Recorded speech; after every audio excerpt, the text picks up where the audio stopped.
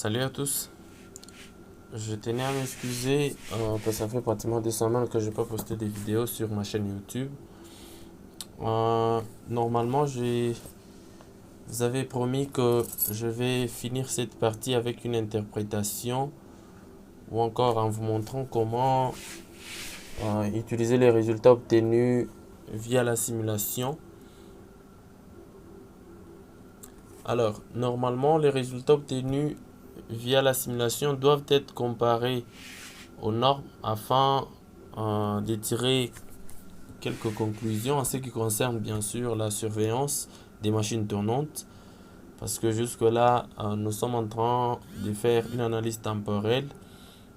On est en train de faire de la surveillance des machines tournantes et nous ne sommes pas encore sur la partie diagnostic où on va faire une analyse assez approfondie ou entre guillemets une analyse spectrale.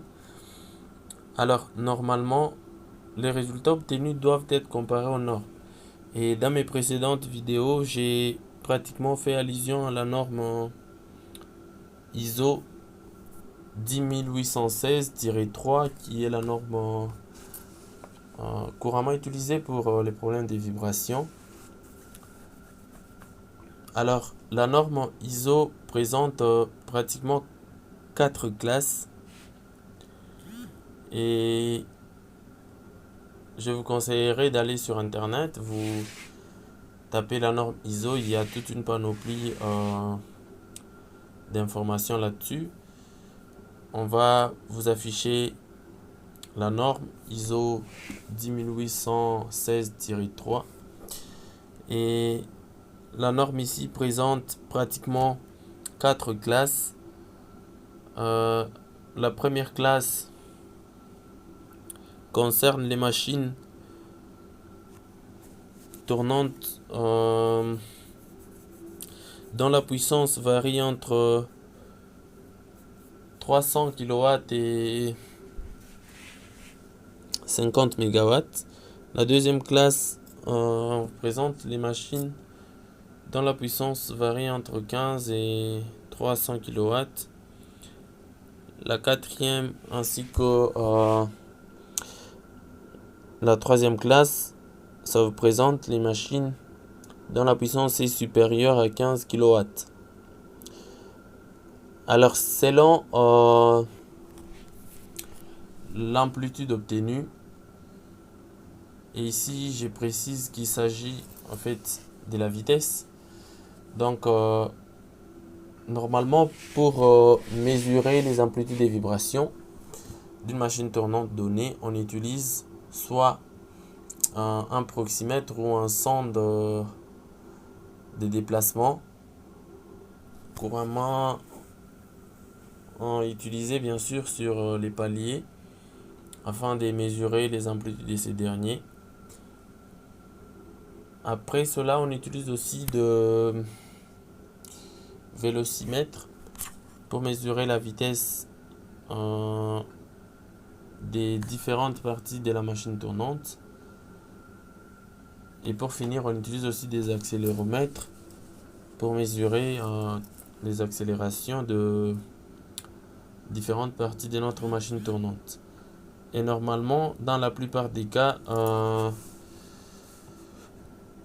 pour une analyse globale des amplitudes des vibrations, on utilise les vélocimètres. Soit on mesure entre guillemets la vitesse des parties de notre machine tournante. Alors, ici, les amplitudes concernent entre guillemets les paliers. Ça peut être un palier lisse ou un palier rigide. Ça peut être un palier à roulement ou un palier hydrodynamique. Ici, on présente seulement les amplitudes de notre palier ou support. Alors, je sais que jusque-là, je ne vous ai pas encore parlé de la modélisation des paliers ou des supports qui sont des dispositifs très importants sur une machine tournante, mais aussi ce sont les dispositifs les plus fragiles. Et donc,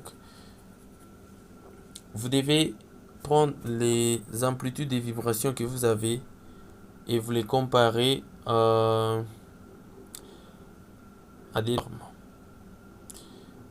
Et je vais seulement prendre un exemple très simple.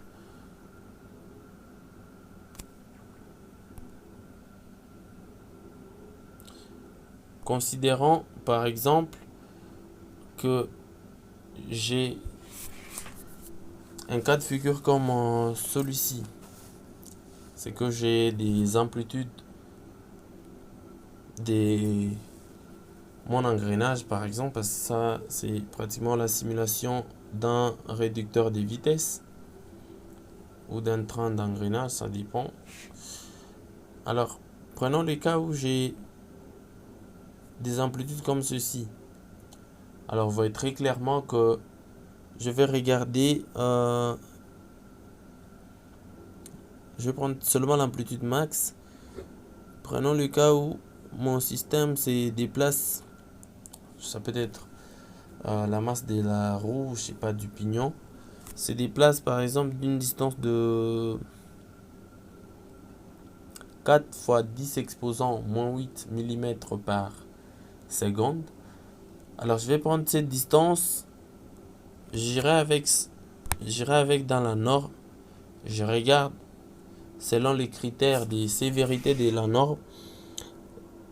On voit très clairement que la couleur verte où il y a le A, ça présente pratiquement la zone où c'est admissible, c'est-à-dire c'est bon. Dans le cas d'un palier, c'est-à-dire que le palier est en bon état, il peut facilement ou il peut bien fonctionner pour assurer en toute sécurité le bon fonctionnement. Le B ou la couleur jaune, ça veut dire que c'est acceptable. Le C ou je sais pas moi quelle couleur là-bas,